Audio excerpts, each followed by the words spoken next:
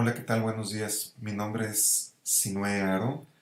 Esta práctica la he titulado Inercia de rotación y el objetivo más importante es analizar el movimiento de rotación, que sería un caso similar al de una patinadora con los brazos ya sea abiertos, semiabiertos o cerrados.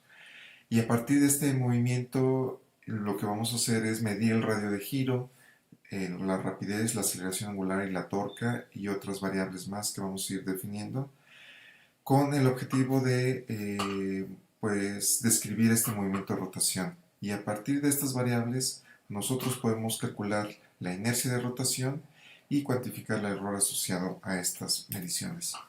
De manera general voy a dar una introducción, voy a delimitar el marco teórico de lo que vamos a estar trabajando. Haremos una aplicación en una práctica, daré un resumen y al final habrá preguntas y respuestas.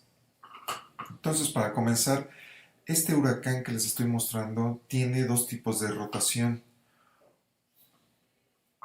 Uno de traslación y otro de rotación. El de traslación se puede ver que el centro del ojo del huracán se está moviendo hacia la izquierda, mientras que la rotación está girando alrededor de este centro.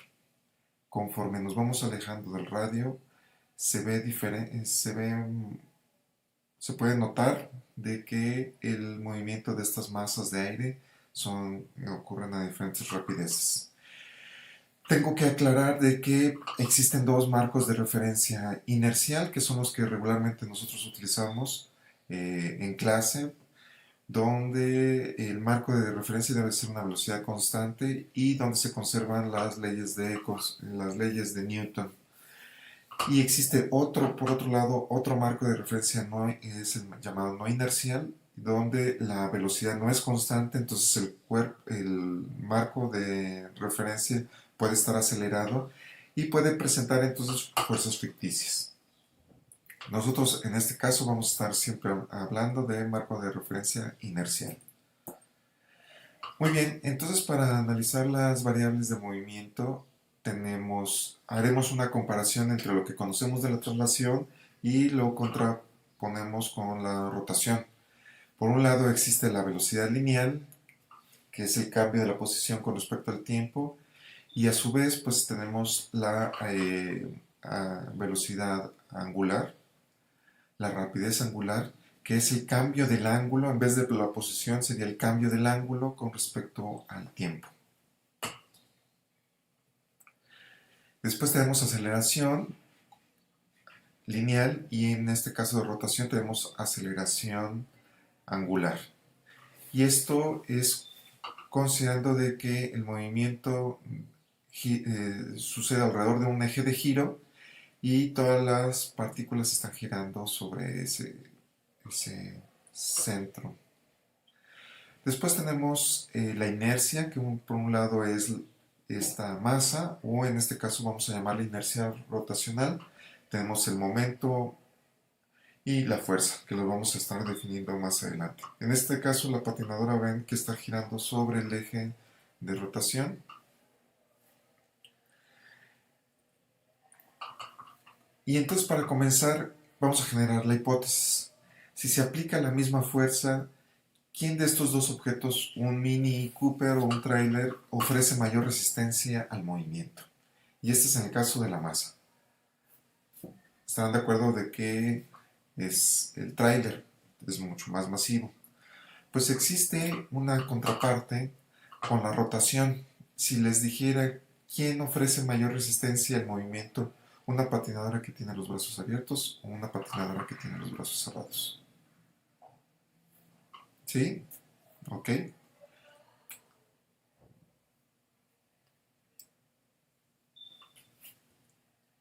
Pues vamos a comprobarlo. Esa es nuestra hipótesis. Ustedes dicen que la patinadora con los brazos cerrados es la que ofrece menos resistencia.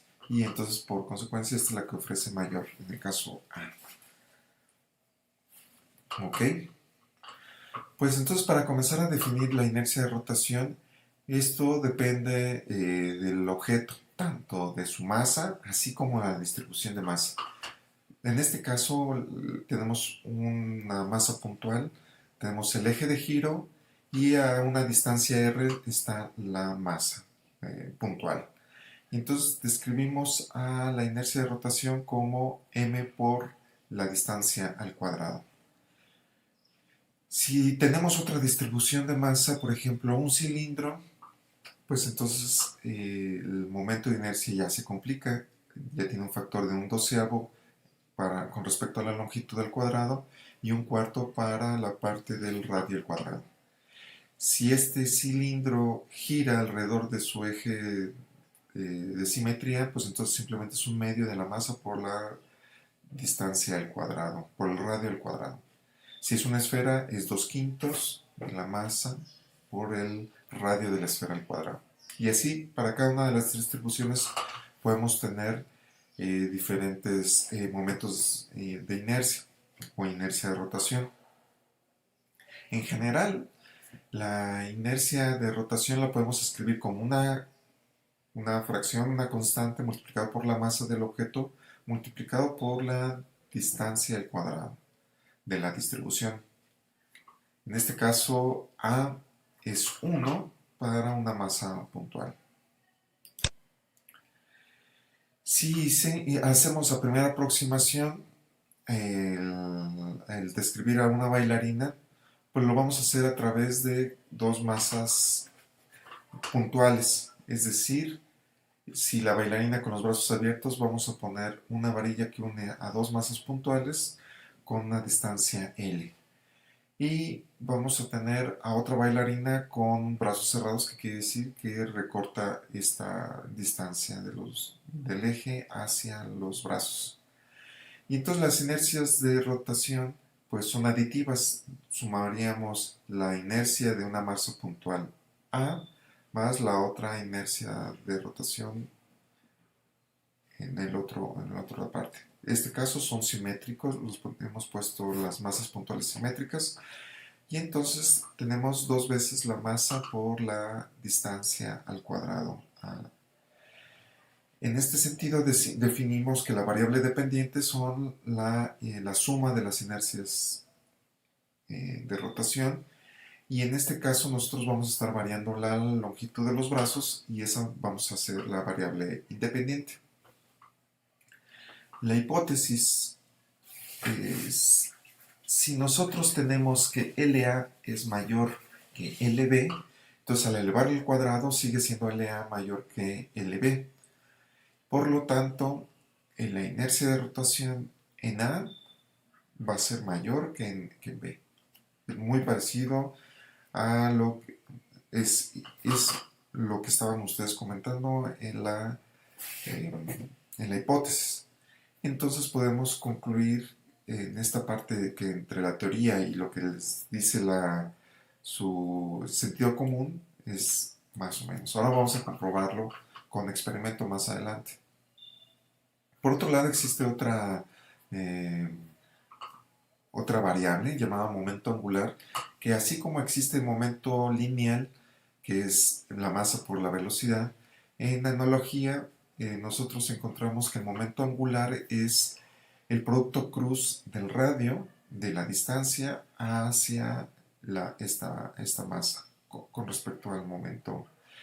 El momento angular es el producto cruz de radio con el momento lineal. Y esto está en unidades de kilogramos metro cuadrado sobre segundo. Y a su vez, así como la variación del momento a una masa constante nos da la fuerza, si el radio en la que estamos analizando esta rotación es constante, entonces la torca la definimos como el cambio del momento angular con respecto al tiempo, y esto es el producto cruz del radio con la fuerza. Y en magnitudes decimos que la torca es R por F por el seno que hay entre el radio y la fuerza. Si en este caso son perpendiculares, es decir, seno de teta es igual a 1, entonces la magnitud simplemente es R por F. Existe una conservación, existe una ley fundamental que es la llamada conservación del momento lineal y también vamos a encontrar el momento angular, que basados en la primera ley de Newton, si existe una suma de todas las fuerzas igual a cero, entonces decimos que esta derivada debe ser igual a cero y entonces el momento lineal debe ser constante.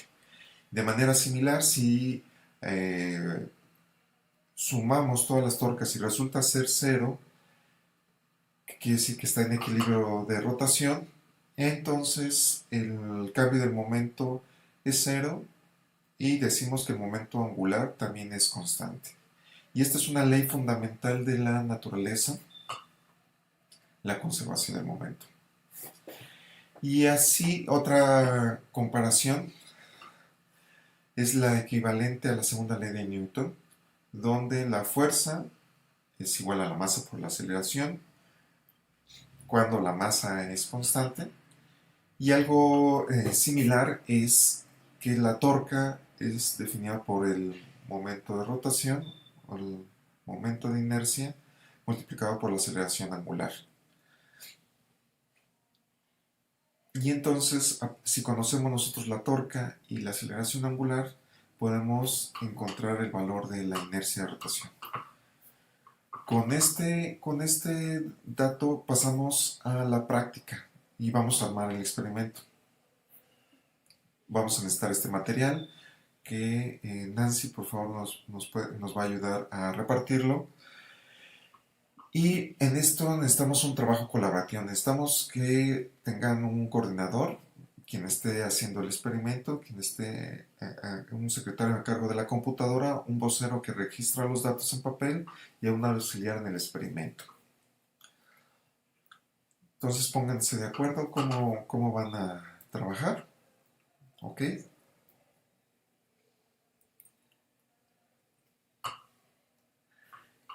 Y este equipo, como se los estamos dando, necesitan verificar primero que la base esté estable. Es esta base y que si la mueven no tenga movimientos.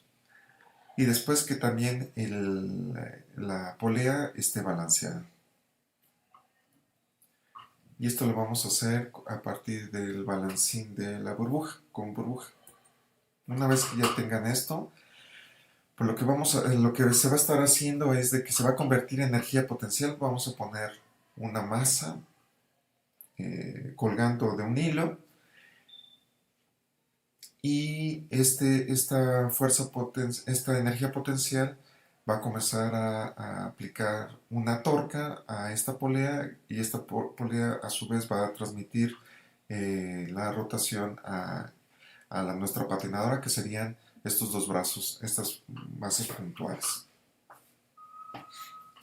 Para definir esta fuerza, entonces, va a ser debido a la caída del objeto. Y después tendríamos que la fuerza se transmite a través de la tensión, a través del radio de la polea. Una vez que tenemos esta radio de la polea, necesitamos verificar que el radio de la polea y la fuerza sean perpendiculares. Y esto es para garantizar que el producto cruz simplemente sea R por F, ya sin la intervención del ángulo, el seno de θ. Y en este caso nosotros vamos a fijar estas variables, vamos a definir nada más una sola polea. El experimento nos puede dar para 3 poleas y para diferentes tipos de masas. Pero para los tiempos de este experimento nos vamos a mantener fijas. Para calcular la aceleración angular, nosotros vamos a usarla lo vamos a calcular a partir de una gráfica de rapidez angular contra tiempo, y esta gráfica la vamos a tener a partir del eje del sensor de rotación. Y para calcular la inercia de rotación simplemente va a ser despejar de aquí de estas ecuaciones. Entonces para registrar los datos vamos a hacerlo en el Sistema Internacional de Unidades, en el metros, kilogramos y segundos. Y en esta área en esta área de color verde, vamos a apuntar los datos para que genera la torca.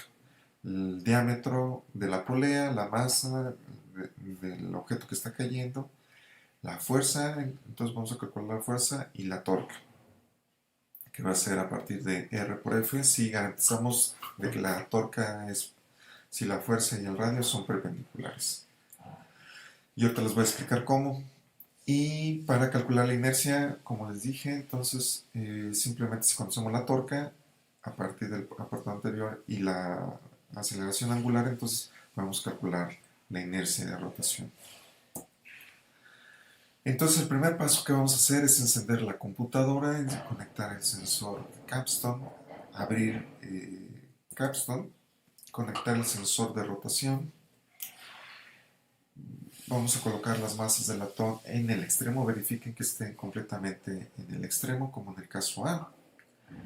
Y van a medir la longitud del brazo en metros y lo van a colocar en la columna número 8, número 7.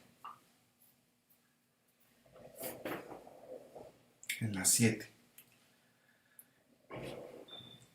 Y vamos a, como les dije al principio, vamos a analizar tres casos: la patinadora con los brazos extendidos, con los brazos intermedios y con los brazos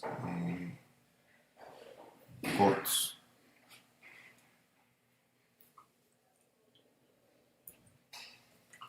Para comenzar a hacer las mediciones, es un proceso de mediciones donde no solamente es reportar la medición, me salieron 5 metros, sino es todo un procedimiento, y esto requiere de control de variables y de precisión del instrumento.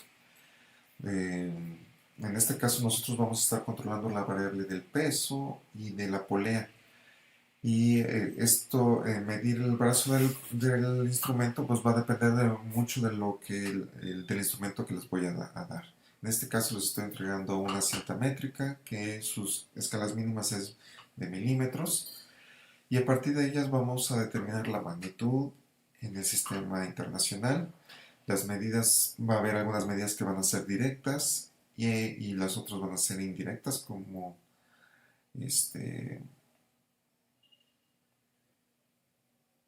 por ejemplo, calcular la torca va a ser una medida indirecta. Indirecta va a ser medir el radio del brazo, medida del polea. Y va a haber algunos casos que van a ser medidas reproducibles. En este experimento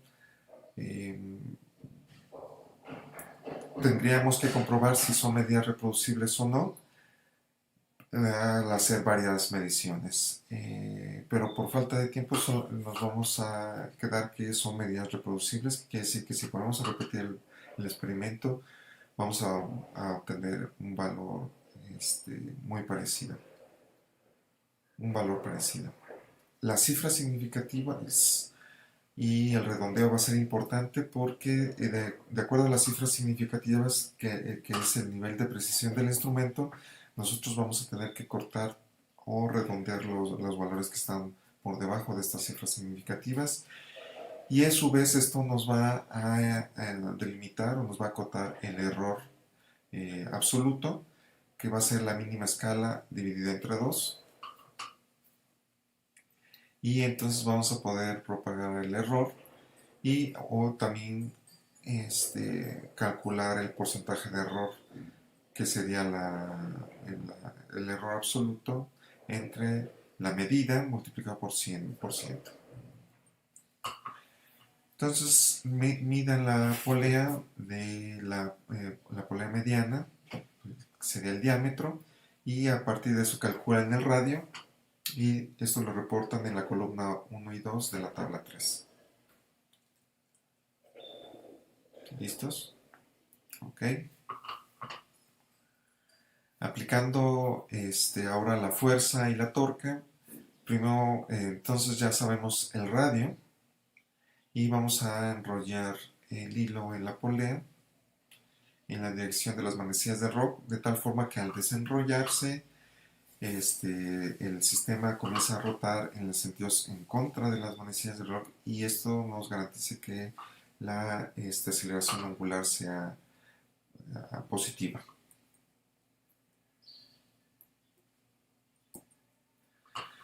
Para garantizar de que el radio y la fuerza son perpendiculares, necesitamos que eh, necesitamos que la polea negra, como se muestra aquí en esta figura, sea tangencial. Entonces lo tenemos que, la polea negra debe de estar en una posición con un cierto ángulo, de tal forma que ustedes puedan garantizar que sean 90 grados en el momento del hilo con la polea. Y también deben de verificar que la altura de esta polea esté a la altura de la polea transparente. ¿Listos? Y entonces, para calcular la fuerza es la masa del gancho más la masa de lo que les estamos dando para colgar, que en este caso son 100 gramos o 0.1 kilogramos. A partir de la masa y sabiéndola, vamos a asumir que la G es 9.81. Pueden calcular entonces la fuerza, que es masa por aceleración, masa por la G. Y al ponerlo esto en su calculadora les da que una fuerza es de 0.03005. ¿Cómo hacemos para truncar en la calculadora?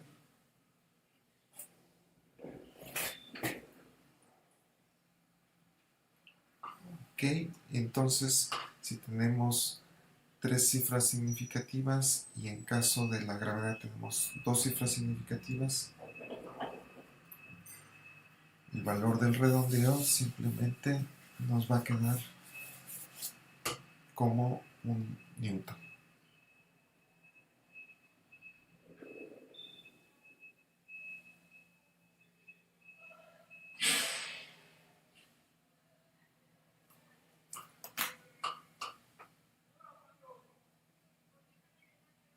Punto 8 por punto 1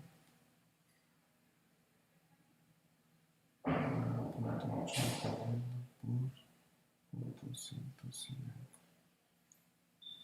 1.03.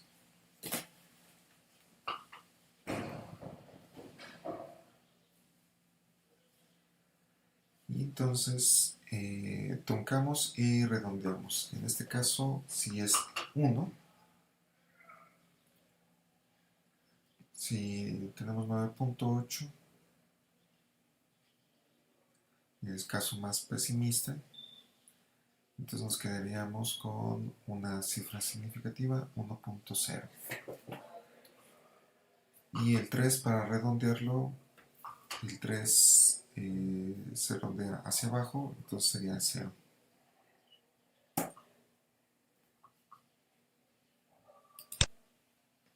Para calcular la aceleración angular, en Capstone le damos clic en grabar, dejan caer la masa, termina la grabación, le dan terminar y el software les está generando una gráfica de rapidez angular contra tiempo. La aceleración va a ser entonces la pendiente, calculan la pendiente y el valor que están reportando va a ir en la columna número 6.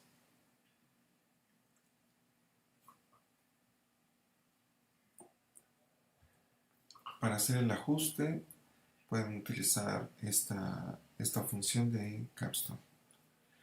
Y una vez que ya tenemos entonces la torca y la aceleración angular, entonces podemos reportar en la columna 8 la inercia de rotación. Repetimos ahora este mismo experimento para un largo de brazo semiabierto y cerrado. En el caso con estas diferentes longitudes de los brazos. Y los resultados los vamos a otra vez Vamos a repetir todo este procedimiento y vamos a registrar los datos en la tabla 3. Adelante. Una vez que han terminado entonces el análisis de los datos, ¿existe alguna diferencia entre la inercia de rotación entre diferentes brazos? La inercia, por ejemplo, en brazos abiertos es mayor o menor con los brazos cerrados. ¿Y esto corresponde con la hipótesis?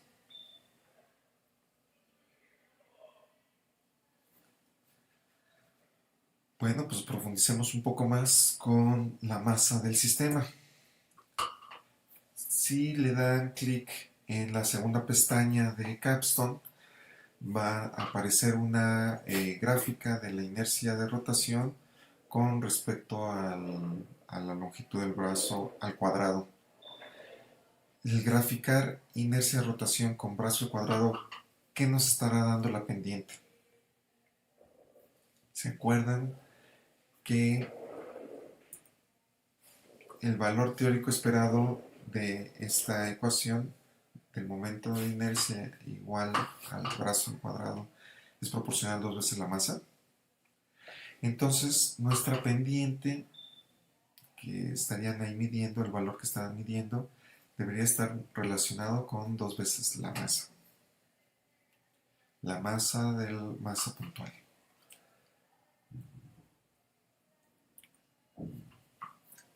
Y como otro paso es medir la masa del sistema, de las masas, medir las masas puntuales y lo reportamos en la hoja 7. Con esto a partir comparamos los valores de la masa medida con la calculada y cuál es el valor de este error. Este valor es grande o pequeño. Entonces es muy pequeño. ¿Qué más tiene inercia en este sistema de rotación? Pues la varilla, y también la tiene todo el sistema del sensor, ¿verdad? Pues entonces, hasta aquí, ¿qué se aprendió? Pues exploramos y controlamos las variables de un sistema que rota, en un caso muy similar a una patinadora. Medimos y analizamos, e interpretamos y contrastamos las variables que se describen en el movimiento de rotación. Calculamos la inercia de rotación del sistema considerando diferentes brazos. Cuantificamos el error asociado a la medición. Algunas aplicaciones que se pueden hacer es en el ciclismo, en las llantas de los ciclistas, también en ciencias planetarias en la licenciatura, como en los asteroides que rotan acerca de su eje de rotación, el movimiento de fluidos como la rotación de las estrellas o los pulsares, las galaxias y otros sinfín de ejemplos que se pueden dar en la licenciatura en geociencias.